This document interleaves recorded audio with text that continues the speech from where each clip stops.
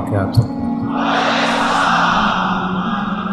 আমরা শুরুতে আল্লাহ রাব্বুল ইজ্জা ওয়াল জালালের দরবারে শুকরিয়া জ্ঞাপন করছি, যিনি আজকে আমাদেরকে এরকম চমৎকার একটি পরিবেশে চমৎকার একটি ইসলামিক কনফারেন্সে উপস্থিত হওয়ার সুযোগ করে দিয়েছেন। আমরা সবাই পড়ছি কালিমাতুশ শুকর, আলহামদুলিল্লাহ।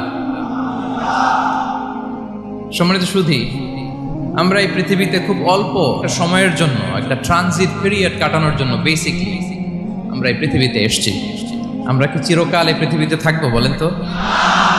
না, একটা ট্রানজিট পিরিয়ডে আমরা এসেছি, আবার চলে যেতে হবে। এই যে আমাদের জীবন, এই জীবনের জন্য বিপদ, আপদ, পরীক্ষা, স্ট্রাগল, এটা অনিবার্য, এটা হবে। বিপদ নাই, কষ্ট নাই, আপদ নাই, অনিশ্চয়তা নাই, স্ট্রাগল নাই, এমনকি কেউ আছে এখানে? কেউ কি হাত তুলে বলতে পারবেন যে হুজুর আমার জীবনে কোনো বিপদ নাই, অথবা আমার জীবনে কোনো দুঃখ নাই, কষ্ট নাই, কোনো স্ট্রাগল নাই, কোনো রিস্ক নাই? এরকম সৌভাগ্যবান কেউ আছেন এখানে? তাহলে জীবনের জন্য পরীক্ষা, এটা অনস্বীকার্য, হবেই হবে পরীক্ষা। পৃথিবীর জীবনটাই এমন, এভাবেই এই লাইফকে ডিজাইন করা হয়েছে। পরীক্ষা থাকবে, এখানে বিপদ থাকবে, এগুলো উত্তীর্ণ হয়ে আপনাকে যেতে হবে। চিরসুখ চির শান্তি এটাই পৃথিবীতে হয় না। চিরসুখ এবং চিরশান্তির জায়গা হচ্ছে জান্নাত। চিরসুখ এবং চিরশান্তি কোথায়? এটা জান্নাতের বৈশিষ্ট্য। চিরসুখ চিরশান্তি, টেনশন নাই, ঝামেলা নাই, পরীক্ষা নাই, বিপদ নাই, রিস্ক নাই, স্ট্রাগল নাই, এটা হচ্ছে দ্য ফিচার্স অফ জান্নাত, জান্নাতের ফিচার। কিন্তু সমস্যা বাদে তখন যখন জান্নাতের ফিচার আমরা দুনিয়ায় খুঁজি, যেটা পাবো আমরা জান্নাতে, এটা খুঁজি কোথায়? এই তখনই সমস্যা বাদে। And this is the main problem. এটাই বড় সমস্যা। এই সমস্যার সমাধান কোথায়, এটা নিয়ে আজকে আমি কিছু কথা অ্যাড্রেস করবো ইনশাআল্লাহ। তো তাহলে আসুন শুনি জান্নাতের ফিচার কি। জান্নাতের কমন একটা ফিচার হচ্ছে জান্নাতে there will be no sickness in paradise. জান্নাতে কোনো অসুস্থতা থাকবে না, চিরসুস্থ। সুবহানাল্লাহ পড়েন। চিরসুস্থ, চির সবল, কেউ অসুস্থ হবে না জান্নাতে। জান্নাত হবে অ্যান্টি এইজিং, জান্নাতে বয়স বাড়বে না কারো। চিরযৌবনা, চিরযুবক, অ্যান্টি এজিং। আপনারা জানেন যে বর্তমান পৃথিবীতে অ্যান্টি এজিং ক্রিম পাওয়া যায় না? ক্রিম, কথা বুঝতেছেন? অ্যান্টি এজিং ক্রিম পাওয়া যায়। তারা বলে এই ক্রিম মাখলে চামড়ায় ভাঁজ পড়ে না। এটার দাম আছে কিন্তু অনেক। অ্যান্টি এজিং ক্রিম লাগায়, শ্যাম্পু ইউজ করে, অ্যান্টি এজিং অয়েল আছে, এটা দিলে নাকি চামড়ায় ভাঁজ পড়ে না। ইভেন ভারতের অনেক বড় একজন ব্যবসায়ী মুকেশ আম্বানি, নাম শুনছেন না? যে তার ছেলের বিয়ে হয়ে গেল। তো এই মুকেশ আম্বানির স্ত্রী নীতা আম্বানি, সে কিছুদিন আগে এক বোতল গোল্ড ওয়াটার খেয়েছে, gold water, and it's cost $60,000। $60,000 দাম এক বোতল গোল্ড ওয়াটারের। কেন? ফর অ্যান্টি এজিং, যাতে বয়সের ছাপ গালে না থাকে। এখন বলেন, এভাবে কি আমাদের বয়সকে ধরে রাখা সম্ভব এই পৃথিবীতে? সম্ভব না, কারণ এই ফিচারটা দুনিয়ার ফিচার না, এটা জান্নাতের ফিচার। সুবহানাল্লাহ পড়েন। তাহলে জান্নাতে কেউ অসুস্থ হবে না। জান্নাত হবে চির যৌবন, চির যৌবনা। ওখানে আমরা যুবক থাকবো, প্রত্যেকে 33 বছরের যুবক যুবতী হয়ে জান্নাতে ঢুকবো। বিষ্ণু ইসলাম বলেন, আহলুল জান্নাতি জুরদা ওয়া মুরদা ওয়া আবনাউ 30 ওয়া 30। জান্নাতে যারা যাবে শুভ্র দাড়িবিহীন, প্রত্যেকে হবে 33 বছর বয়সের। ওই যে 33 বছর বয়সে একবার ঢুকলেন, আর বয়স বাড়বে না, ওইটাই চিরকাল ওই বয়স পাবে। জান্নাতের আরেকটা ফিচার হচ্ছে নো ফ্রাস্ট্রেশন, কোনো চিন্তা নাই, দুশ্চিন্তা নাই, হাইপার টেনশন নাই, সজীব, প্রাণবন্ত। সুবহানাল্লাহ। জান্নাতের আরেকটা ফিচার হচ্ছে there is no expiry date in Jannat. Expiry date আছে? জান্নাতে যে ঢুকবো 7 দিনের জন্য চেক ইন, নাকি? চেক ইন কয় দিনের জন্য? 7 দিন, 10 দিন পরে চেক আউট করে ফেলবে, এরকম? নো এক্সপায়ারি ডেট, আজীবন। একবার এন্ট্রি পেলে বের হওয়ার টেনশন নাই। আল্লাহু আকবার। তাহলে no expiry date, rather it's eternal. আজীবন থাকবেন, খালিদিনা ফিহা, চিরকাল থাকবেন। এবং জান্নাতের সবচাইতে গুরুত্বপূর্ণ ফিচার হচ্ছে there will be no death in Jannat. জান্নাতে আপনার আর মৃত্যু হবে না, মৃত্যুর বিদায় হবে। তার মানে আপনি অমর হবেন।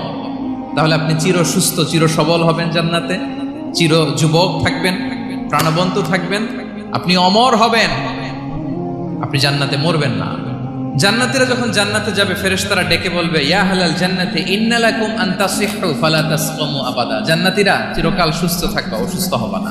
ইন্না লাকুম আন তাশিব্বু ফালা তাহরামু আবাদা, তোমরা শাবাব থাকবা, বুড়া হবা না। ওয়া ইন্না লাকুম আন তাহইয়াউ ফালা তামুতু আবাদা, চিরকাল বেঁচে থাকবা, মরবা না। এবং সেদিন জান্নাতে মৃত্যু দেয়া হবে, মৃত্যু দেয়া হবে। ইউতাল মাউতু বিকাবশিন আমলাহ, একটা ছাগলের আকৃতিতে মৃত্যুকে আনা হবে। ফায়ুযবাহুল মাউত, মৃত্যুকে জবাই দেয়া হবে। এবার জান্নাতীরা তাকিয়ে থাকবে, ফেরেশতারা বলবে, ইয়া আহলাল জান্নাতি খুলুদুন ফালা মাউত, হে জান্নাতীরা চিরকাল এই জান্নাতে থাকবে। তাহলে জান্নাতের ফিচার পাইছেন? এখন কোন বোকা যদি এই ফিচার দুনিয়ায় খোঁজে, পাবে? পাবে না, কারণ দুনিয়ার ফিচার আলাদা। দুনিয়ার ফিচার কি? এই দুনিয়াতে বিপদ আসবে, কষ্ট আছে দুনিয়াতে, হতাশা আছে, ভয় আছে, অসুস্থতা আছে, বার্ধক্য আছে, এবং এই দুনিয়ার একটা এক্সপায়ারি ডেট আছে না? দ্য ডে ইউ ডাই, যেদিন আপনি মারা যাবেন, এটা আপনার এক্সপায়ারি ডেট, চলে যেতে হবে, চলে যেতে হবে। এই পৃথিবীতে মৃত্যুর অস্তিত্ব আছে, সবকিছু থমকে দিয়ে, আপনাকে চমকে দিয়ে মৃত্যু চলে আসবে, ঠিক কিনা বলেন? তাহলে এগুলো হচ্ছে দুনিয়ার ফিচার। এই দুনিয়াতে বিপদ আপদ, কষ্ট, ঝুঁকি, স্ট্রাগল, বার্ধক্য, অসুস্থতা, এগুলো নিয়ে আমাদেরকে টিকে থাকতে হয়। এটা দুনিয়ার ফিচার, মিলায় ফেললে হবে না। জান্নাতের ফিচার একটা, দুনিয়ার ফিচার আরেকটা। দুনিয়াতে কষ্ট থাকবে, বিপদ আপদ থাকবে। এই দুনিয়ার ফিচারটা আল্লাহ তাআলা কোরআনের একটা আয়াতে খুব চমৎকার ভাবে উল্লেখ করেছেন, সেটা দিয়েই আমি আলোচনা শুরু করেছি। আল্লাহ তাআলা ইরশাদ করছেন, ওয়ালা নাবলুওয়ান্নাকুম বিশাইইম মিনাল খাউফি ওয়াল জুই ওয়া নাকসিম মিনাল আমওয়ালি ওয়াল আনফুসি ওয়াস সামারাত ওয়া বাশশিরিস সাবিরিন। আল্লাহ তাআলা বলছেন, অবশ্যই অবশ্যই আমি তোমাদেরকে পরীক্ষা করব, ভয় দিয়ে, ক্ষুধা দিয়ে, সম্পদের ঘাটতি দিয়ে, আতঙ্ক দিয়ে, প্রাণনাশ দিয়ে, ফল ফসলের হানি দিয়ে পরীক্ষা করবে। কিন্তু এই পরীক্ষায় যারা উত্তীর্ণ হবে, যারা সবর ইখতিয়ার করবে, ওয়াবাশশিরিস সাবিরিন, ধৈর্যশীলদের জন্যই হচ্ছে সুসংবাদ। আলহামদুলিল্লাহ পড়েন। তাহলে সম্মানিত সুধী, আমরা বুঝতে পারলাম এই পৃথিবীর ফিচার হচ্ছে এখানে বিপদ থাকবে, বিপদ ছাড়া কেউ থাকবে না। স্ট্রাগল থাকবে, কষ্ট থাকবে, ঝুঁকি থাকবে, রিস্ক থাকবে, এবং নানা ধরনের বিপদ আপদ দিয়ে আল্লাহ তাআলা আমাদেরকে পরীক্ষা করবেন। এটা মাস্ট, এটা আমাদের মাইন্ডসেটে নিয়ে নিতে হবে, মাইন্ডসেটে এটা ক্লিয়ার থাকতে হবে। চির সুখ, চির শান্তি এই দুনিয়াতে মিলবে, কোথায় মিলবে তাহলে? এটা তাহলে বিপদ আসবেই, আপদ আসবেই, পরীক্ষা থাকবেই আমাদের জীবনে। তবে ইন্টারেস্টিংলি মজার বিষয় হচ্ছে, পরীক্ষাটা এক একজনের এক এক রকম। পুরো পৃথিবীটা একটা পরীক্ষা ক্ষেত্র, কিন্তু কারো প্রশ্নপত্রের সাথে কারো প্রশ্নপত্রের কোনো মিল নাই। সুবহানাল্লাহ। আমার পরীক্ষা একরকম, আপনার পরীক্ষা আরেক রকম, ওই ভাইয়ের পরীক্ষা আরেক রকম, ওনারটা আরেক রকম। সবাই পরীক্ষার্থী, সবাই পরীক্ষার্থী, কিন্তু কারো প্রশ্নপত্রের সাথে কারো প্রশ্নপত্রের কোনো মিল নাই। কারোর জন্য পরীক্ষা হচ্ছে সে খুব অসুস্থ, প্রচন্ড অসুস্থতা, তার জন্য পরীক্ষা। ক্যান্সারের রোগী, দুরারোগ্য ব্যাধি, ডক্টর বলছে 4th স্টেজে চলে আসছে, কয়েক মাস বাঁচতে পারে, এটা তার জন্য পরীক্ষা। আবার কারো দেখবেন যে খুব একটা অসুস্থতা নাই, অসুস্থতার ঝামেলা নাই, কিন্তু তার দারিদ্রতা আছে, তার আর্থিক অনটন, এটা তার জন্য পরীক্ষা। আবার কারো দেখবেন অসুস্থতাও নাই, দারিদ্রতাও নাই, তার দাম্পত্য জীবনের সমস্যা আছে না নাই? অনেকের দেখবেন এগুলো কোনোটাই সমস্যা না, তার ছেলে কথা শোনে না, মাদকাসক্ত। আহা, মাদকাসক্ত, রিহ্যাবে পাঠায়, আবার আসে, আবার গাঁজা খাওয়া শুরু করে, আছে না নাই বলেন? দেখেন তার পরীক্ষাটা আবার আলাদা। অনেকের দেখবেন মেয়ে বাবার কথা শোনে না, আবার অনেকের দেখবেন যে ব্যবসায় সমস্যা, লসের পর লস, লাভ উঠাতে পারে না। তাহলে পরীক্ষা ছাড়া, বিপদ আপদ ছাড়া দুনিয়াতে কেউ নাই, কেউ নাই প্রিয় ভাইরা। এটা আমাদের মাথায় রাখতে হবে। পরীক্ষা আপনাকে দিতেই হবে, পরীক্ষা দিয়ে দিয়েই নিজেকে প্রমাণ করতে হবে। আর এক একজনের পরীক্ষাটা এক এক রকম, কারো পরীক্ষার সাথে কারো পরীক্ষার কোনো মিল থাকবে না।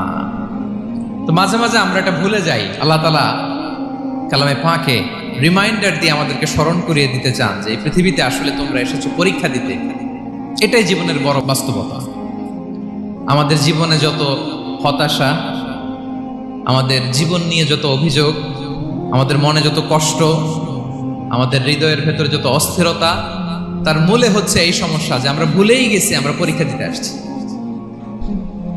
এটা যদি ভুলে না যান, এটা যদি আপনার মাইন্ডসেটে থাকে যে পুরো জীবনটা একটা পরীক্ষা, তাহলে দেখবেন কোনো কিছু আপনাকে কাবু করতে পারবে না। আপনি হতাশ হবেন না, জীবন নিয়ে আর অভিযোগ থাকবে না, আপনি ভেঙে পড়বেন না, সব অভিযোগ হতাশা দূর হয়ে যাবে। তার মানে বুঝতে পারলাম পরীক্ষা আপনাকে দিতেই হবে। পরীক্ষা দেয়া ছাড়া এই পৃথিবী থেকে চলে যাওয়ার কোনো চান্স বা সুযোগ আমাদের কারো নেই। সূরাতুল আনকাবুতে আল্লাহ তাআলা এই কথাটা আরো চমৎকার ভাবে বলেছেন। আল্লাহ তাআলা ইরশাদ করছেন, আহাসিবান নাসু আইয়ুতরাকু আইয়াকুলু আমান্না ওয়া হুম লা ইফতানুন ওয়ালাকাদ ফাতান্নাল্লাযীনা মিন ক্বাবলিহিম ফালা ইয়া'লামান্নাল্লাহু আল্লাযীনা সাদাকু ওয়ালা ইয়া'লামান্নাল কাযিবিন। আল্লাহ বলেন, মানুষ কি ভেবেছে সে শুধু বলবে আমি ঈমানদার আর তাকে আমি জান্নাতে ঢুকাই দিব? না, কখনো না, কোশ্চিন কালেও না। বরং পূর্ববর্তীকালে যারা পৃথিবীতে এসেছিল তাদেরকে আমি পরীক্ষায় নিয়েছি, পরীক্ষা করেছি, এবং তাকেও ঈমানের প্রশ্নে সে সত্যবাদী না মিথ্যাবাদী পরীক্ষা দিয়ে দিয়ে নিজেকে প্রমাণ করতে হবে। ঠিক কিনা বলেন? পরীক্ষা দিয়ে আপনাকে প্রমাণ করতে হবে। এবং এই পরীক্ষার ব্যাপারটা, এটা যে শুধু আমরা সাধারণ মানুষ আমাদের জীবনে দুঃখ বিপদ পরীক্ষা এমনটা না। এই পৃথিবীর সবচাইতে শ্রেষ্ঠ মানুষ যারা ছিলেন তাদেরকে আল্লাহ পরীক্ষা নিয়েছেন। বলেন তো এই পৃথিবীতে সবচাইতে শ্রেষ্ঠতম মানুষ কারা? সবচাইতে শ্রেষ্ঠ ভালো মানুষ কারা ছিল পৃথিবীতে? বলেন তো নবীরা। আওয়াজ করে বলেন তো কারা? বলেন তো নবীদের জীবনে পরীক্ষা ছিল কি ছিল না? হ্যাঁ ছিল। বেশি না কম? বিষ্ণু ইসলামকে জিজ্ঞাসা করা হলো, আইয়ুন নাসি আশাদ্দু বালাআন ইয়া রাসূলুল্লাহ, হে আল্লাহর রাসূল এই পৃথিবীতে কাদের জীবনে পরীক্ষা বেশি? বিষ্ণু ইসলাম বললেন, আল আম্বিয়া, নবীদের জীবনে। আল আম্বিয়া সুম্মাল আমসাল ফাল আমসাল,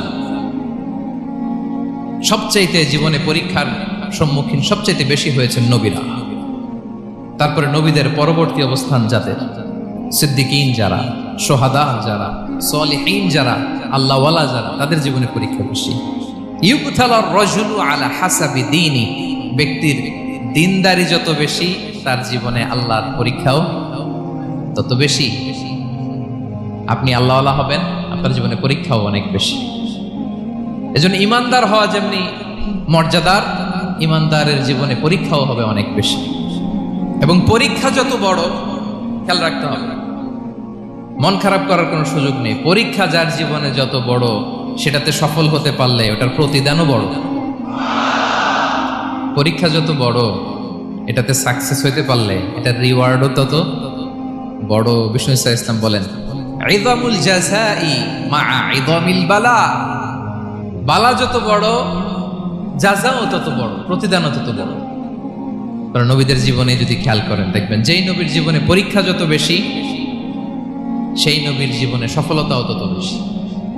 সাইয়েদনা ইব্রাহিম আলাইহিস সালামের কথাটা একটু খেয়াল করেন তো, বলেন তো ওনার জীবনে পরীক্ষা কেমন ছিল, বেশি না কম?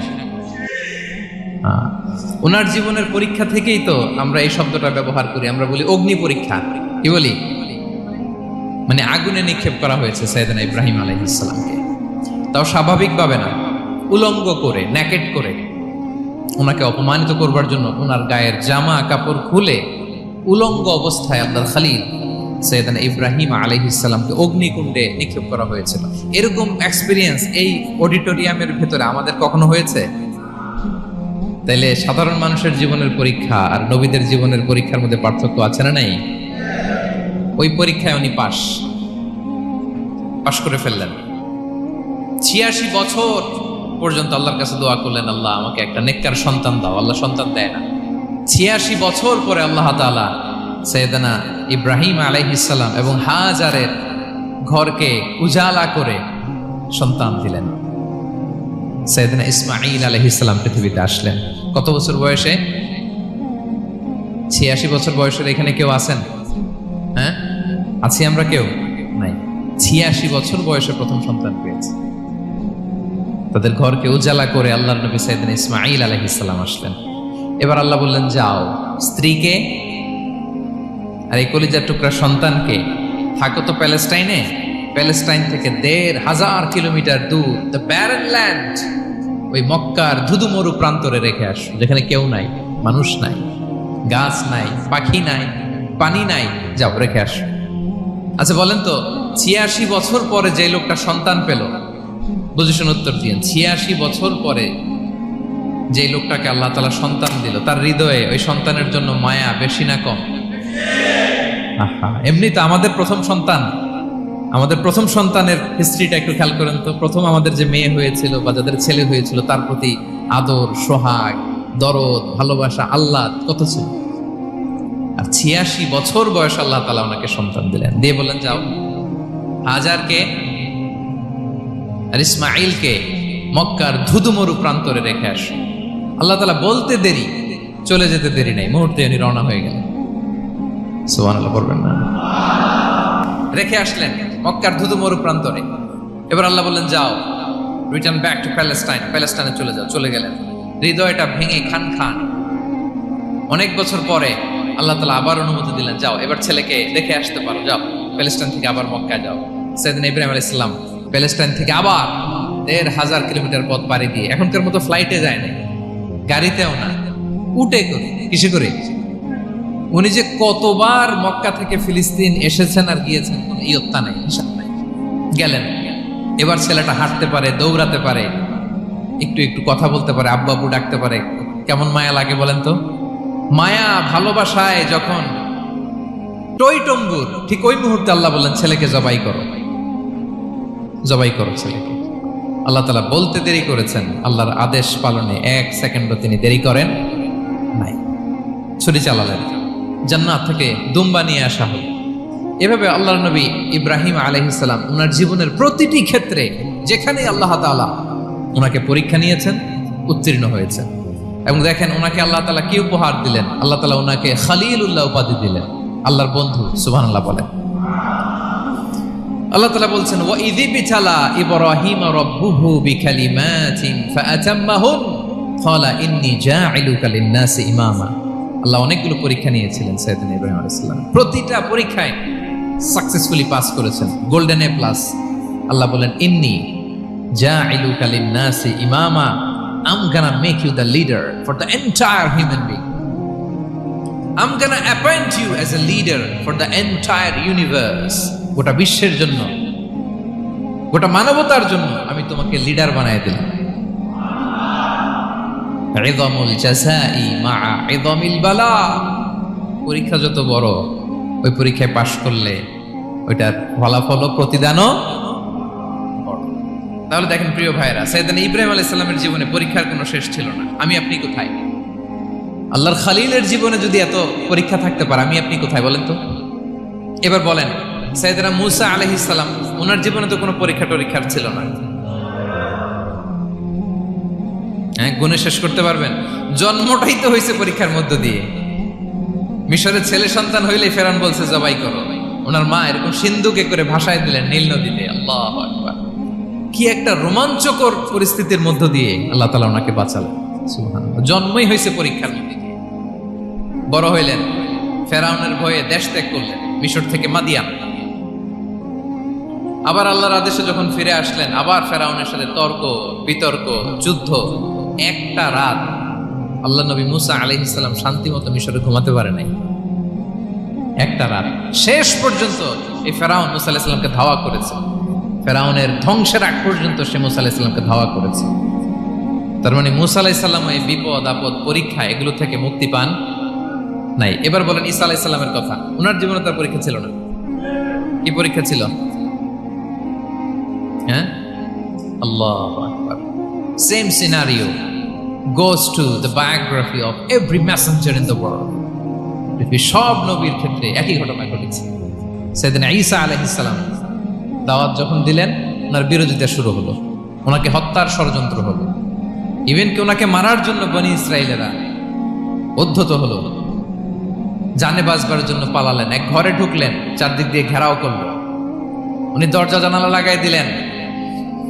ওরা বললো একজন দরজা ভেঙে জানালা ভেঙে ভিতরে ঢুকে দেখো বেটা ঈসা কি করে। একজন ভিতরে ঢুকছে, ঢুকার সাথে সাথে বল রাফাআহুল্লাহু ইলাইহি, আল্লাহ তাআলা ঈসা আলাইহিস সালামকে উপরে উঠায় নিল।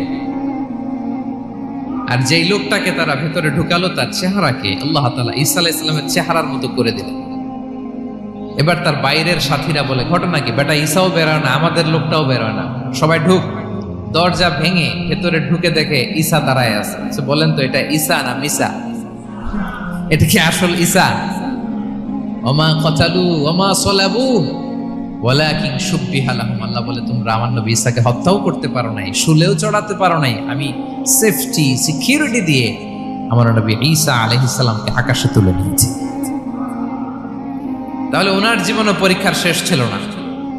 এবার যদি আমরা বিশ্বনবী সাল্লাল্লাহু আলাইহি ওয়াসাল্লামের জীবনের দিকে তাকাই, ওনার জীবনটা দেখেন তো। আমাদের পেয়ারা নবী বিশ্বনবী মুহাম্মদুর রাসূলুল্লাহ সাল্লাল্লাহু আলাইহি ওয়াসাল্লাম, ওনার জীবনে কি স্ট্রাগল ছিল? স্ট্রাগল। মাক্কি জীবনের কথা যদি একটু খেয়াল করেন, দেখেন তো 3 বছর শিয়াবে আবি তালেবে জেল কেটেছেন, না খেয়েছিলেন। ওনার বংশের লোকেরা প্রথমে ছাগল খেয়েছে, ছাগলগুলো যখন শেষ, ছাগলের চামড়াগুলো শুকিয়ে ওইটা খাইছে। গাছের পাতা ছাল এগুলো খেয়ে খাবারের অভাবে বেহুশ হয়ে পড়ে থাকতো তারা। না খেয়ে কয়দিন ছিলেন আপনি? আমি কয়দিন ছিলাম না খেয়ে? মনেই তো পড়ে না খেয়েছিলাম কিনা কোনোদিন। এ হচ্ছে মাক্কি জীবন। মেন্টালি প্রেসার দেয়া হয়েছে।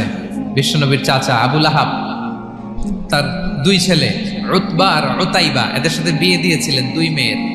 যখন দাওয়াত দেওয়া শুরু করলেন 2 মেয়েকে ডিভোর্স দিয়ে দিল। দেখেন, একটা বাবার জন্য প্রাপ্তবয়স্কা মেয়েকে যখন উঠায় নেওয়ার আগে ডিভোর্স দেয়, তার মানসিক অবস্থাটা কেমন থাকে বলে? মেন্টালি প্রেশারাইজ করা হয়েছে, ফিজিক্যালি হ্যারাস করা হয়েছে। বিষ্ণু ইসলাম যখন নামাজে দাঁড়াতেন, উটের পচা নারী ভুঁড়ি বিষ্ণুনবীর কাঁধে চাপিয়ে দেওয়া হতো। আপনার জীবনের ঘটছে কখনো? আপনি নামাজ পড়তেছেন, উটের পচা নারী ভুঁড়ি আপনার কাঁধে চাপিয়ে দেওয়া হয়েছে? কয়দিন হয়েছে এরকম? কয়দিন হয়েছে? হ্যাঁ, তারপরে তো আলহামদুলিল্লাহ বেরোয় না মুখ দিয়ে। কেমন আছেন হুজুর কইেন না, বেশি একটা সুবিধার না, তাই না? বেশি একটা একটু মিলাবেন। কতটুকু পরীক্ষা আমরা দিয়েছি। তায়েফে গেলেন বিশ্বনবী, তায়েফে গেছিলেন জমির বায়না দিতে, তাই না? জমি কিনবে তায়েফে। তায়েফবাসীদেরকে জাহান্নামের আগুন থেকে বাঁচাতে গিয়েছিলেন, নিজের জন্য না। সেখানে তায়েফের ছেলেরা পাথর মেরেছে বিষ্ণু ইসলামের গায়ে। এত শুভ্র দেহ ছিল, চেহারা ছিল, বিষ্ণুনবীর গা দিয়ে ঝরঝর করে রক্ত ঝরেছে। ফিজিক্যাল হ্যারাসমেন্টের শিকার হয়েছেন বিষ্ণু ইসলাম। যখন যেদিন বিষ্ণু ইসলামকে হত্যার ষড়যন্ত্র করা হলো, আল্লাহ তাআলার আদেশে তিনি মক্কা থেকে মদিনায় হিজরত করলেন। মদিনাতে যে একটা রাত, 7ম হিজরির আগ পর্যন্ত শান্তিতে ঘুমাতে পারেন নাই। 3 দিকে 3 ইহুদি বসতি, বনু কাইনুকা, বনু নদীর, বনু কুরাইজা। খাওয়ার মধ্যে বিষ মিশিয়ে দেয়া হয়েছিল বিষ্ণু ইসলামের। বাজুর, খাসির বাজুর রান পছন্দ করতেন। এক ইহুদি মহিলা বিষ্ণু ইসলামের ওই রানের মধ্যে বিষ মিশিয়ে দিয়েছিল। ওই বিষের যন্ত্রণায় মৃত্যুর আগ পর্যন্ত বিষ্ণুনবী কাতরাতেন, এবং উনি ইন্তেকালের সময় ওই বিষের ব্যথা যন্ত্রণাতেই ইন্তেকাল করেছেন। বিষ্ণুনবীর ইন্তেকালটা শাহাদাতের ইন্তেকাল ছিল। বিষ্ণু ইসলাম বলেছেন, ওই যে খায়বার এলাকার ওই মহিলা যে আমার খাবারে বিষ মিশিয়েছিল, সেই বিষের যন্ত্রণা, বেদনা, কষ্ট আমি অনুভব করছি।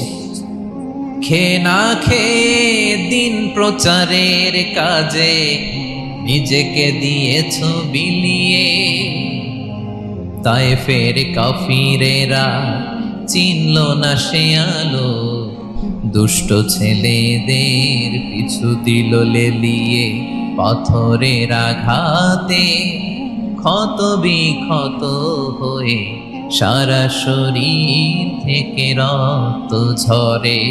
হে রাসূল তোমাকে ভুলি আমি কেমন করে, হে রাসূল তোমাকে ভুলি আমি কেমন করে। হাজার ব্যথা বেদনার পরে ফিরে আসনি তুমি আপন ঘরে। দিনের আলো তুমি ছড়িয়ে দিতে চলে গেলে মদিনায় মক্কা ছেড়ে, হে রাসূল তোমাকে ভুলি আমি কেমন করে, হে রাসূল তোমাকে ভুলি আমি কেমন করে। ঠিক কিনা বলেন? একটা রাত শান্তির ঘুম তিনি দিতে পারেন নাই। প্রিয় ভাইয়েরা, তাহলে আমরা কি বুঝলাম? বিশ্বনবীর জীবনে পরীক্ষা ছিল কি ছিল না? আমাদের উপায় আছে? আমরা বাঁচতে পারবো এই বিপদ আপদ পরীক্ষা ঝঞ্ঝাল থেকে? বাঁচতে চাইলেও বাঁচতে পারবো? ইমাম মালিক আলাইহি রাহমা নাম শুনেছেন? ইমাম মালিক, ওনার জ্ঞান থেকে লাখো লাখো মানুষ উপকৃত হয়েছে, কোটি কোটি মানুষ উপকৃত হয়েছে। মদিনার রাস্তায় রশি দিয়ে ওনাকে টেনে হিচড়ে এক এলাকা থেকে আরেক এলাকায় নিত জালেম বাদশাহরা। ইমাম মালিক আলাইহি রাহমা। ইমাম আহমদ ইবনে হাম্বল, ওনাকে বেত্রাঘাত করা হতো, চাবুক দিয়ে পেটানো হতো। আল ইমাম আল আযম আবু হানিফা আলাইহি রাহমা, ওনাকে কারাবন্দী করা হয়েছিল। তার মানে দেখেন, যত বড় বড় স্কলার, যত বড় বড় মাশায়েখ, এমনকি আম্বিয়া আলাইহিস সালাম, ওনারাও পরীক্ষা বিপদ আপদ থেকে রেহাই পাইছে। তাহলে আপনি আর আমি পাবো? বলেন তো।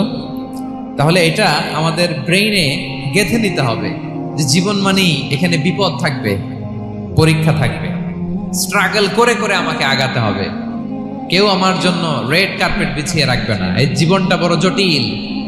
This is life, how it's design. এভাবেই পৃথিবীকে ডিজাইন করা হয়েছে। এখানে বিপদ আছে, কষ্ট আছে।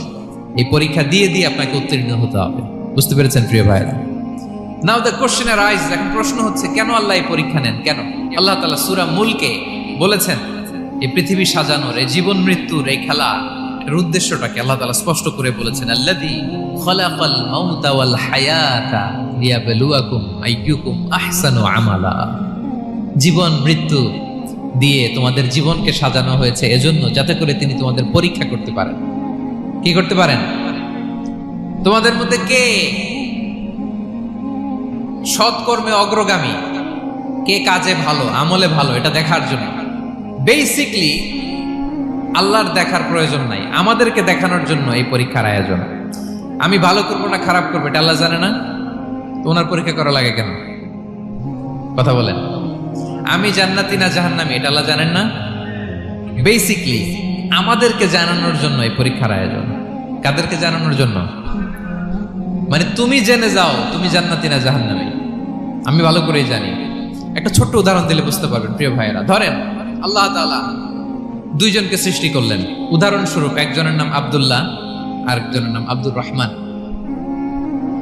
সৃষ্টির পরে আব্দুল্লাহকে বললেন, আব্দুল্লাহ আমি জানি তুমি পৃথিবীতে 50 বছর হায়াত পাইতা, খুব ভালো কাজ করতে, তুমি দুনিয়াতে অনেক ভালো কাজ করতে, এটা আমি আগেই জানি, আমার অসীম জ্ঞান বলে আমি আগে থেকেই জানি।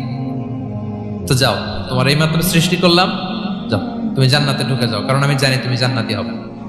আচ্ছা, আর আব্দুর রহমান তুমি পৃথিবীতে খুব খারাপ কাজ করতে, এটা আমি জানতাম, তোমারে পাঠাইলে খারাপ কাজ করবা, তুমি সীমা লঙ্ঘন করবা, অন্যায় করবা, অপরাধ করবা, তুমি জাহান্নামী হবা, যাও। যেহেতু আমি জানি পরীক্ষার আর দরকার নেই, তোমারে জাহান্নাম দিয়ে দিলাম, যাও ঢুকে যাও। আব্দুল্লাহ ঠিকই জান্নাতে ঢুকে যাবে, আব্দুর রহমান কি ঢুকবে? ঢুকবে। সে বলবে, আল্লাহ এইমাত্র আমারে বানাইলেন, এইমাত্র আপনি আমাকে সৃষ্টি করলেন, সৃষ্টি করেই বলতেছেন তুমি জাহান্নামে যাও, আর বলতেছেন আমি জানি দুনিয়াতে পাঠালে তুমি খারাপ কাজ করবা, তুমি জাহান্নামী হবা, পাঠানোর আর কি দরকার, আগে থেকে জাহান্নামে যাও। আল্লাহ আপনি জানলে জানতে পারেন, আমি তো জানি না। ঠিক কিনা বলেন? সে বলবে, না আল্লাহ আপনি ভুল বলতেছেন, এই দুনিয়াতে পাঠাইলে আমি খুব ভালো কাজ করতাম, আমি সীমা লঙ্ঘন করতাম না, নামাজ পড়তাম, রোজা রাখতাম, হজ করতাম, যাকাত দিতাম, সাদাকা করতাম, চ্যারিটি করতাম, জনকল্যাণকর সব ভালো কাজগুলো আল্লাহ আমি করতাম। এজন্য আল্লাহ তাআলা পরীক্ষার আয়োজন করেছেন, যাতে করে তুমি জেনে যাও যে পৃথিবীতে তুমি কি করেছো। এখন আর আল্লাহকে এক্সকিউজ দেওয়ার সুযোগ নেই। আচ্ছা বলেন তো, আবু জাহেলকে যদি আল্লাহ এখন কিয়ামতের দিন বলে, Abu Jahl go to the hell fire, Abu জাহেলের কিছু বলার সুযোগ আছে? কারণ ও দুনিয়াতে কি করে আসছে এটাও জানে না। ফেরাউনকে ডেকে যদি আল্লাহ বলে, ফেরাউন তুমি জাহান্নামে যাও, go to the hell fire, ওর কি কোনো এক্সকিউজ দেওয়ার সুযোগ আছে? বলেন, সুযোগ আর আছে? কারণ তুমি দুনিয়াতে কি করেছো তোমার চেয়ে ভালো কেউ আর জানে। তা পৃথিবীতে এই পরীক্ষার এই আয়োজনের সবচাইতে বড় উদ্দেশ্য হচ্ছে যাতে করে আমরা দেখে যাই যে আমরা কি কাজ করছি। কেউ যখন পরীক্ষা দেয় প্রিয় ভাইরা, ওই পরীক্ষায় কত পাবে তার একটা হিসাব আছে না? বলেন, আপনি গণিত পরীক্ষা দিয়ে আসছেন, যে 100-তে 100 পাবে সে বলতে পারে আমার সব অঙ্ক হয়েছে, ঠিক কিনা বলেন? আর যে লাড্ডু গুড্ডু বুঝছেন তো, কিছুই পারে নাই, ঘোড়ার ডিম, তারও একটা হিসাব আছে যে সে কিছুই লিখে আসতে পারে নাই। তাই পৃথিবীতে এই পরীক্ষার আয়োজনের প্রধানতম কারণ হচ্ছে যাতে করে আমরা বুঝে যেতে পারি যে আমরা কোথায় যাব, জান্নাতে না জাহান্নামে। প্রিয় সুধী, এ পর্যায়ে আমরা জানবো এই যে পরীক্ষা আল্লাহ তাআলা নিচ্ছেন আমাদেরকে, এই পরীক্ষায় সফল হওয়ার মূল মন্ত্র কি। কোরআনে বিভিন্ন আয়াতে এই পরীক্ষার কথা বলা হয়েছে এবং এই পরীক্ষার সফলতার মূল মন্ত্রও কোরআনে ঘোষিত হয়েছে। আলহামদুলিল্লাহ বলেন। যে আয়াত দিয়ে আমি শুরু করেছি এই আয়াতে আল্লাহ তাআলা বলেছেন, ওয়াবাশশিরিস সাবিরিন, নবী হে ধৈর্যশীলদেরকে আপনি সুসংবাদ দিন। ধৈর্যশীলদেরকে সুসংবাদ দিন, তার মানে বিপদে ধৈর্য ধারণ করতে হবে প্রিয় ভাইরা। ইন্নামাস সাবরু ইনদা সাদামাতিল উলা। বিপদে আমরা অনেক সময় প্যানিক হয়ে যাই, অস্থির হয়ে যাই, কি করব, হতাশ না। মুমিনরা হতাশ হয় না, ধৈর্য ধারণ করে। কি করে? ধৈর্য ধারণ করার শক্তি দাও গো মেহেরবান আমায়, দাও গো মেহেরবান। পড়েন, ধৈর্য ধারণ করার শক্তি দাও গো মেহেরবান আমায়, দাও গো মেহেরবান। সবাই বলুন একসাথে, ধৈর্য ধারণ করার শক্তি দাও গো মেহেরবান আমায়, দাও গো মেহেরবান। বুকের ভেতর ব্যথার নদী বইছে অবিরা, বইছে অবিরা। পড়ুন, ধৈর্য ধারণ করার শক্তি দাও গো মেহেরবান আমায়, দাও গো মেহেরবান। পড়েন আমিন। আল্লাহ যেন বিপদে আমাদেরকে ধৈর্য ধারণ করার তৌফিক দান করে।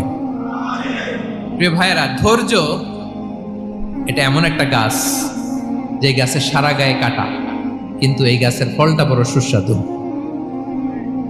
আই রিপিট, আমি আবারও বলছি, ধৈর্য এটা এমন একটা গাছ যে গাছের সারা গায়ে কাটা, কিন্তু ফলটা বড় মিষ্টি, ফলটা বড় সুস্বাদু। সবাই ধৈর্য ধারণ করতে পারে না। বিষ্ণু ইসলামকে আল্লাহ তাআলা নানা সময় আশ্বস্ত করেছেন, সান্ত্বনা দিয়েছেন আর ধৈর্যের বাণী শুনিয়েছেন। আল্লাহ বলেন, ফাসবির কামা সাবারা উলুল আজমি মিনার রাসূল। নবী হে, আপনার আগে দৃঢ় প্রত্যয়ী নবীরা যেরকম ধৈর্য ধারণ করেছে আপনিও ধৈর্য ধারণ করুন। সূরাতুল মুজাম্মিল আল্লাহ তাআলা বলছেন, ওয়াসবির আলা মা ইয়াকুলুনা ওয়াহজুরহুম হাজরান জামিলা। ওরা যাই বলুক আপনি ধৈর্য ধারণ করুন, ওদের কথাকে ইগনোর করুন। Just ignore what they are saying to you. যা বলে আপনি জাস্ট ইগনোর করেন। ওরা বিষ্ণু ঈসা ইসলামের মনোবলকে ভেঙে দেওয়ার জন্য কখনো বিষ্ণু ঈসা ইসলামকে কবি বলে গালি দিত। কবি কি বলতো? শায়ের। কখনো বলতো মজনুন, পাগল। নাউজুবিল্লাহ পড়বেন না? পাগল বলে গালি দিত। মাঝে মাঝে বলতো কাহিন, গণক। মাঝে মাঝে বিষ্ণু ঈসা ইসলামকে তারা বলতো আবতার, লেস কাটা। মুহাম্মদ, তোমার ছেলে নাই, তোমার বংশ নির্বংশ হয়ে গেছে, তোমার নাম নেয়ার মতো কেউ নাই। আহা, কপাল পোড়া।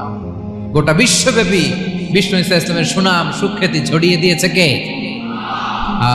আকাশ বাতাস মাড়িয়ে, সাত আকাশ ছাড়িয়ে আল্লাহর আরশ পর্যন্ত আল্লাহ তাআলা বিষ্ণুনবীর সুনাম সুখ্যাতিকে সৌচ্চ করেছেন। ঠিক কিনা বলেন? ইগনোর করুন। আপনাকে কবি বলে, গণক বলে, আপনাকে পাগল বলে, আপনাকে লেস কাটা বলে, জাস্ট ইগনোর দেন। বর্তমান সময়েও নানা ধরনের ট্যাগ আমাদেরকেও দেয় কি দেয় না বলেন? দেয়? আমাদেরকে কি বলে? মৌলবাদী বলে। বলে বলে ওই যে রাজাকার বলে। রাজাকার রাজাকার খেলার দিন শেষ। মন মতো হইলে মুক্তিযোদ্ধা, মন মতো না হইলে রাজাকার, এই দিন শেষ। ওই দিন আর নাই, এই কার্ড দিয়ে আর খেলার দিন নাই। এগুলো মানুষ আর খায় না এখন, এগুলো গিলে না আর। সাধারণ মানুষ বড্ড সচেতন। দেখেন, কালের বিবর্তনে, সময়ের আবর্তনে একই পরিক্রমা আমাদেরকেও ট্যাগিং করে। আমাদেরকে মৌলবাদী বলে, ব্যাকডেটেড বলে, রাজাকার বলে, জঙ্গি বলে, যুদ্ধাপরাধী বলে। আছে না এরকম? ওয়াসবির আলা মা ইয়াকুলুন, নিজের সাথে মিলায় নেন। যা বলে ধৈর্য ধারণ করো। ওয়াহজুরহুম হাজরান জামিলা, জাস্ট ইগনোর দেম, ভালোভাবে ইগনোর করেন, খালাস, সালাম দিয়ে কেটে পড়েন। তাহলে প্রিয় ভাইরা, এই বিপদ আপদ আমাদের পিছু ছাড়বে না, পিছু ছাড়বে না। নবীদের পিছু ছাড়ে নাই, আমরা কোথায়? আমরা আর কি? বিপদ আমাদেরকে ধৈর্য ধারণ করতে হবে, মনোবল হারাইলে হবে না। দেখেন বিশ্বনবী কিভাবে আপনাদেরকে সান্ত্বনা দেয়। বিশ্বনবী বলেন, আজাবান লি আমরিল মুমিন, মুমিনের ব্যাপারটা বড় আশ্চর্যজনক। ফাইন্না আমরাহু কুল্লাহু লাহু খাইর, মুমিনের জীবনে যা ঘটে সবটাই খাইর, সবটাই কল্যাণ। ইন আসাবাতহু সাররাউ শাকারা ফাকানা খাইরাল্লাহ ওয়া ইন আসাবাতহু দাররাউ সাবারা ফাকানা খাইরাল্লাহ। মুমিনের জীবনে যদি সুখ আসে তাহলে মুমিন শুকরগুজার হয়, এটা তার জন্য ভালো। আর যদি মুমিন জীবনে দুঃখ আসে তাহলে সে সবর ইখতিয়ার করে, এটাও তার জন্য ভালো। সুবহানাল্লাহ। তাহলে দেখেন, আমরা হয় সুখে থাকি নয় দুঃখে থাকি, ঠিক কিনা বলেন? তাহলে সুখের সময় আমরা শুকর করি, কি করি? শুকরগুজার হই। শুকরিয়া করাও একটা ইবাদত, শুকরিয়া করাও কি? আর দুঃখের সময় আমরা সবর করি, সবর করাটাও একটা। তাহলে আমাদের পুরো জীবনটাই ইবাদত, পুরো জীবনটাই সুখের সময় শুকর আর দুঃখের সময় সবর। আওয়াজ করে বলেন, সুখের সময় শুকর আর দুঃখের সময়। এই দুই ইবাদত মুমিন জীবনে চলমান, কন্টিনিউয়াস, একটা উইন উইন সিচুয়েশন। কি বলেন? উইন উইন হয়ে গেল না? যেই পরিস্থিতিতেই থাকে আমাদের জন্য লাভ। আল্লাহু আকবার। তাহলে প্রিয় ভাইরা, এটাই জীবনের বাস্তবতা। সবর আমাদেরকে ইখতিয়ার করতে হবে, হতাশ হওয়া যাবে না। অনেকে আমরা অল্পতে হতাশ হই। এই যে আমরা ধৈর্য ধারণ করছি, এর ফল পাচ্ছি না। দীর্ঘ 1.5 দশক ধরে ধৈর্য ধারণ করছেন না আপনারা? এখন মুক্তি, স্বাধীনতা, বিজয় এনে দিয়েছে কে? ধৈর্য ধারণ করুন। ধৈর্যের যে ফলাফল, এটা বড় মিষ্টি। ধৈর্য এমন একটা গাছ, এই গাছের সারা গায়ে কাটা, কিন্তু এর ফলটা বড় সুস্বাদু, এর ফলটা বড় মিষ্টি। ধৈর্য ধারণ করার অভ্যাস করতে হবে প্রিয় ভাইরা। মুমিন হতাশ হয় না, হাল ছেড়ে দেয় না। মুমিন ভরসা রাখে একজনের উপর, তিনি কে? লা তাইআসু মির রাউহিল্লাহ ইন্নাহু লা ইয়াইআসু মির রাউহিল্লাহি ইল্লাল কওমুল কাফিরুন। আল্লাহর রহ থেকে, রহম থেকে নিরাশ হয়ে যাও না। কাফির ছাড়া, অকৃতজ্ঞ ছাড়া কেউ আল্লাহর রহ থেকে, আশা থেকে নিরাশ হয় না। শয়তানের সবচেয়ে বড় মিশন হলো আমাদেরকে হতাশ বানানো, এটা খেয়াল রাখবেন। শয়তানের সবচাইতে বড় মিশন কি? আমাদেরকে হতাশ করে দেয়া। হতাশ বানাইতে পারলে সে সাকসেসফুল, খুশি। কিন্তু আমরা এত সহজে হতাশ হই না, আমরা নিরাশ হই না, আমরা বিপদে হাল ছেড়ে দেই না। আমরা ভরসা রাখি এক মহান সত্তার উপর, তিনি কে? মনে থাকবে? বিপদ আসলে ভেঙে পড়বেন, ভিসা না হইলে কান্নাকাটি শুরু করবেন, ব্যবসায় লস হইলে হাউমাউ, হতাশ হবেন, ভেঙে পড়বেন। ধৈর্য ধারণ করব আমরা। আওয়াজ করে বলেন, আমরা কি করব? সবর। বিপদ ট্যাকেল দেওয়ার প্রথম স্টেপ হচ্ছে সবর, ধৈর্য ধারণ করতে হবে।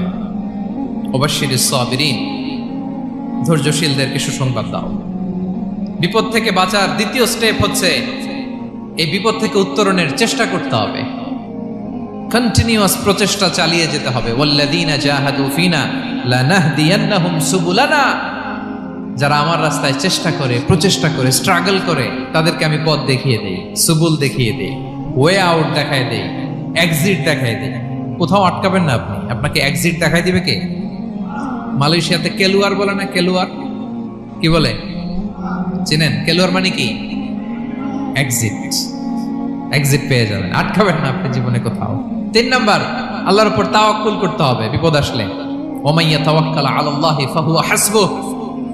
আল্লাহর উপর যে তাওয়াক্কুল করে, আল্লাহই তার জন্য যথেষ্ট হয়ে যায়। তাহলে বিপদে প্রিয় ভাইয়ের আমরা প্যানিক হব না, ধৈর্য ধারণ করব, বিপদ থেকে উত্তরণের সর্বোচ্চ প্রচেষ্টা চালিয়ে যাব, আর ভরসা রাখবো একজনের উপর, তিনি কে? আর বিপদ আসলে এটাকে নেগেটিভলি নেবেন না সবসময়। বিপদ আপদ এটা অনেক পজিটিভ ভালো জিনিস আমাদের জীবনে বয়ে নিয়ে আসে। শাইখুল ইসলাম ইবনু তাইমিয়া আলাইহি রাহমা উনি বলতেন, খুব দামি কথা, খুব হেভি ওয়েট কথা, মনোযোগ দিয়ে শুনুন। তিনি বলতেন, যে নেয়ামত তোমাকে আল্লাহ থেকে দূরে সরায়, ওই নেয়ামতের চেয়ে বিপদ ভালো যে বিপদ তোমাকে আল্লাহর দিকে ধাবিত করে। আই রিপিট, আমি আবারও বলি, যে নাজ নেয়ামত তোমাকে আল্লাহ থেকে দূরে সরিয়ে দেয়, সে নাজ নেয়ামতের চেয়ে ওই বিপদ আপদ ভালো যে বিপদ আপদ তোমাকে আল্লাহর কাছে টেনে দেয়। তাহলে বিপদ আপদ আসলে আপনি হতাশ হবেন? আর কখনো দুঃখ করবেন? মোয়ারের ভাইয়েরা, আর মন খারাপ করবেন? আপনি খেয়াল করে দেখেন, বিপদ আসলে আমরা আল্লাহরে ডাকি বেশি। যখন অসুস্থ আপনি খেয়াল করেন তো, আল্লাহ আল্লাহ তুমি ছাড়া বাঁচানোর কেউ নাই, আল্লাহ আল্লাহ তুমি হেফাজত করো, আল্লাহ তুমি সুস্থ করে দাও। যখন লাইফ থ্রেট, দেখেন আপনি গুম হয়ে যেতে পারেন, আপনার কারাবন্দি করতে পারে, এরকম একটা বিপদের মধ্যে আছেন, তখন খেয়াল করেন তো আল্লাহর সাথে আপনার কানেক্টিভিটি, রিলেশনশিপটা কতটা ডেভেলপ হয়। কারণ বিপদে পড়লে আমরা আল্লাহরে ডাকি বেশি। তাহলে বিপদ আপদেরও কিছু পজিটিভ সাইড বা দিক আমাদের জীবনে আছে না নাই? অনেক পজিটিভ দিক আছে, কয়েকটা শেয়ার করি। 1 নাম্বার, আল্লাহ 1 নাম্বার পজিটিভ সাইড তো বললাম, ইমাম ইবনু তাইমিয়া যেটা বললেন। এরপরে হচ্ছে মাঝে মাঝে আল্লাহ তাআলা আমাদের মর্যাদাকে আপগ্রেড করতে চায়, এলিভেট করতে চায়। আপনি ধরেন কোন একটা এয়ারলাইন্সের রেগুলার প্যাসেঞ্জার টিকিট কাটেন, মাঝে মাঝে হঠাৎ করে দেখবেন কাউন্টারে গেলে তারা বলে you are upgraded to business class, অথবা you are upgraded to first class. যেহেতু রেগুলার প্যাসেঞ্জার, অনেক মাইলস জমা হয়েছে, আপগ্রেড করে দেয়। আল্লাহ তাআলা মাঝে মাঝে চায় তিনি আমাদের মর্যাদাকে, র্যাঙ্ক, এটাকে আপগ্রেড করবেন, কিন্তু আমার যে আমল আখলাকের অবস্থা, ওইটা দিয়ে ওই আপগ্রেড র্যাঙ্কে যাওয়ার সুযোগ নাই। বুঝতেছেন কথা? আল্লাহ চায় আমার লেভেল একটু আপ করতে, কিন্তু আমার আমলের যে অবস্থা, এতে আমি ওখানে যাই না। তখন আল্লাহ কিছু বিপদ আপদ দিয়ে, পরীক্ষা দিয়ে বান্দাকে টেস্ট করে। ওই পরীক্ষায় যদি উত্তীর্ণ হন, সাথে সাথে আল্লাহ তাআলা আপনার লেভেল বা র্যাঙ্ক আপগ্রেড করে দেয়। সুবহানাল্লাহ পড়বেন না? তাহলে লাভ না লস? আওয়াজ করে বলেন, লাভ না লস? মুমিন জীবনের সব লাভ। যত বিপদ আপদ আপনাকে স্পর্শ করে, প্রতিটাতেই আপনার জন্য কল্যাণ। বিষ্ণু ইসলাম বলেন, মা ইউসিবুল মুসলিমা মিন নাসাবিন ওয়ালা ওয়াসাবিন ওয়ালা হাম্মিন ওয়ালা হুজনিন ওয়ালা আযান ওয়ালা গাম্মিন হাত্তা শাওকাতি ইউশাকুহা ইল্লা কাফারাল্লাহু বিহা খাতায়া। আপনার জীবনে যত দুঃখ, যত যন্ত্রণা, যত টেনশন, যত অ্যাংজাইটি, যত ইনজুরি, এমনকি গোলাপ ফুল পাড়তে যে ওখানে যে কাটা বাঁধছে, বরই খেতে যে বরই গাছে ওঠার পর যে একটা কাটা বিঁধছে আপনার হাতে, এর কারণে আল্লাহ তাআলা আপনার গুনাহ মাফ করে দেয়। সুবহানাল্লাহ। তাহলে বিপদ আপদ দিয়ে আল্লাহ বান্দার মর্যাদাকে আপগ্রেড করে। বিপদ আপদে ফেলে আল্লাহ তাআলা বান্দার পাপ মোচন করে। বিপদ আপদ দিয়ে আল্লাহ তাআলা বান্দার শাস্তি মওকুফ করে। এমন পাপ করছেন, এটার জন্য শাস্তি বরাদ্দ হয়ে গেছে, কিন্তু আল্লাহ তাআলা ওই শাস্তি থেকে মাঝে মাঝে আপনাকে বাঁচাতে চায়, তখন কিছু বিপদ দিয়ে বান্দারে পরীক্ষা করে। উত্তীর্ণ হলেই আল্লাহ তাআলা ওই শাস্তিকে মওকুফ করে দেয়। তাহলে আসুন সামারি করি, পুরো আলোচনাটার সামারি করি। বিপদ আপদ, পরীক্ষা, স্ট্রাগল, কষ্ট, এটা সুন্নাতুল্লাহি ফিদ দুনিয়া। এই দুনিয়ায় আল্লাহর সুন্নাত এর বাইরে কেউ যেতে পারে না, ইভেন নট দ্য মেসেঞ্জার্স, নবীরাও না। আজকের আলোচনায় শুনছেন না নবীদের জীবন দিয়ে কি গেছে, ups and downs, test and trial, নবীরাও না। তাহলে এটা আমাদের মাইন্ডসেটের সাথে সেট আপ করে নিতে হবে যে অতীতে, বর্তমানে, ভবিষ্যতে বিপদ আপদ মুক্ত এই পৃথিবীতে কেউ থাকবে না। পারবেন? হ্যাঁ, এটা মাইন্ডসেটে নিয়ে নিতে হবে যে এটাই জীবন, বিপদ আপদ দিয়ে আল্লাহ পরীক্ষা করবেন। এটাই পৃথিবী, চির সুখ চির শান্তি এই পৃথিবীতে খুঁজলেই পাওয়া যায় না। শুরুতে বলছিলাম না, চির সুখ চির শান্তি। বলেন তো এটা কি দুনিয়ার ফিচার না জান্নাতের ফিচার? জান্নাতের ফিচার দুনিয়ায় খুঁজলে পাওয়া যাবে? যাবে না। তাহলে আজকের আলোচনার 1 নম্বর লেসন হচ্ছে বিপদ আপদ এটা সুন্নাতুল্লাহ ফিদ দুনিয়া, এই দুনিয়া আল্লাহর সুন্নাত, এটা থেকে মুক্তি পাওয়ার কোনো সুযোগ নাই, নবীরাও পায় নাই। 2 নম্বর লেসন, বাঁচার যেহেতু সুযোগ নাই, we have to face it with patience, intellect and tawakkul. বিপদে অস্থির হওয়া যাবে না, এটাকে ফেস করতে হবে উইথ পেশেন্স, ধৈর্যের সাথে। বিপদ আমরা মোকাবেলা করব কিসের সাথে? ধৈর্য। প্যানিক হবেন না, অস্থির হবেন না, ধৈর্য ধারণ করবেন উইথ ইন্টেলেক্ট। আল্লাহর দেয়া আপনার ইন্টেলেক্ট খাটিয়ে এই বিপদ উত্তরণের সর্বান্তকরণের চেষ্টা প্রচেষ্টা আপনার চালায় যেতে হবে। আর সবশেষে আত-তাওয়াক্কুল আলাল্লাহ, ডিপেন্ডিং অন আল্লাহ, ভরসা করব কার উপর? আল্লাহর উপর। পারা যাবে তো? আচ্ছা, 2টা লেসন গেল। 3 নম্বর লেসন হচ্ছে আমাদের ছেলে মেয়েদেরকে we have to educate our child regarding the test and trial in this দুনিয়া। দুনিয়ার এই বিপদ আপদের ব্যাপারে আমাদের ছেলে মেয়েদেরকে শেখাতে হবে, বুঝাতে হবে। ওরা ছোট মানুষ তো অস্থির হয়ে যায়, আব্বু আমার সাথে কেন এমন হয়, আমারই শুধু পেন্সিল চুরি হয়, আমারই শুধু এটা হয়, আমি পরীক্ষায় খারাপ করি, আমি ব্যথা পাই, আমার এই আমার সেই। ছোট মানুষ তো বুঝে না, ওরা বুঝাইতে হবে যে বাবা, this is the essence of life, এটাই জীবন, এটাই কি এই লাইফ হ্যাকস গুলো তাদেরকে শেখাইতে হবে। ডোন্ট বি প্যানিক, প্যানিক হওয়া যাবে না। This is how life is design, এটাই জীবন, বিপদ আপদ আসবে, এটাকে মেনে নিতে হবে, ছেলে মেয়েদেরকে শিখাইতে হবে, তাহলে তারাও প্যানিক হবে না। পারবেন তো ইনশাআল্লাহ? আচ্ছা, 4 নম্বর লেসন হচ্ছে যেটা আমরা জানলাম, এই বিপদ আপদ সবসময় আমাদের জন্য খারাপ না। সামটাইমস ইট ব্রিংস খায়ের for us if dealt properly. ঠিকমতো বিপদকে ডিল করতে পারলে এটা আসলে আমার জন্য আখেরে কল্যাণই বয়ে নিয়ে আসে। কি বলেন, তাই না? কল্যাণ বয়ে নিয়ে আসে। সব শেষ কথা হলো আমরা যেন এই বিপদগুলোকে প্রপারলি ডিল করতে পারি, আমরা যেন সবর ইখতিয়ার করতে পারি। আল্লাহর কাছে চাইতে হবে, দোয়া করতে হবে, কারণ তৌফিক দেওয়ার মালিক কে? আল্লাহর কাছে যেন আমরা কায়মনোবাক্যে প্রার্থনা করতে পারি, আল্লাহ এই বিপদকে যেন আমরা ডিল করতে পারি উইথ সাবর, উইথ ইন্টেলেক্ট, উইথ তাওয়াক্কুল।